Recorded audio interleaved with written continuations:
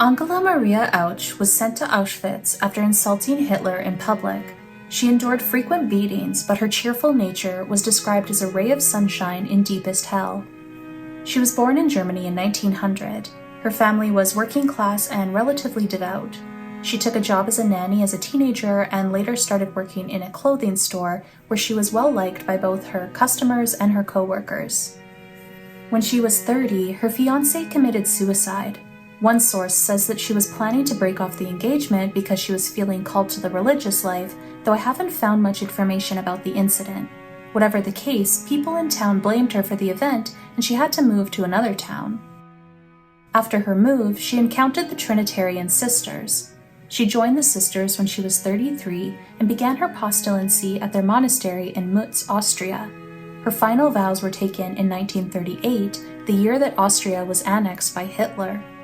The Nazis attempted to seize their monastery, but Angela was able to save it by claiming that the monastery was technically Spanish property. She even contacted the Spanish consul in Vienna in order to get the matter dropped. This saved the monastery, but it brought her to the attention of the authorities. On August 10, 1940, she went to buy some milk and struck up a conversation with some women she knew. They discussed the events of the war, and Angela said, "Hitler is a calamity for Europe." Unfortunately, one of these women was a Nazi sympathizer, and they reported Angela to the Gestapo. She was arrested for insulting the Führer and sent to Ravensbrück concentration camp, where she endured frequent beatings. At first, she was forced to do hard labor, but she was later assigned to work in the infirmary. She was able to use this position to secretly distribute supplies to fellow prisoners. She was later transferred to Auschwitz, where she did the same.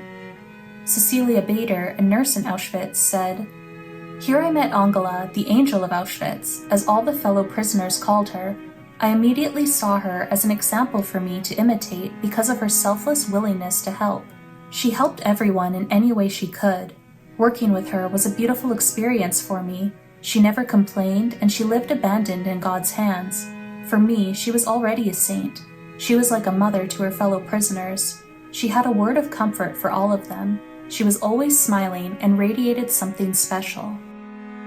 Some prisoners later said that they would have killed themselves if they weren't so inspired by her. She befriended a Jewish woman doctor named Margita Svalbova in Auschwitz. Angela comforted her with stories of the saints and shared rations with her.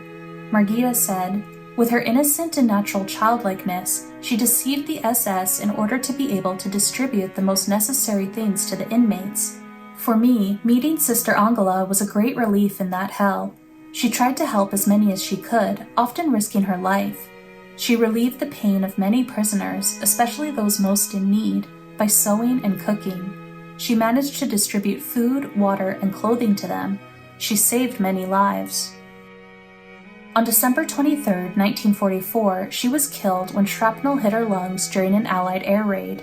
A nurse in the camp wrote to Angela's superior, saying, "We were very sad to have lost a person who, because of her selfless love, was a mother to each one of us. She was too good for the world. That is why the child Jesus took her. Her desire to receive the sacraments was very great." During her incarceration, she expressed forgiveness for the woman who had reported her to the authorities.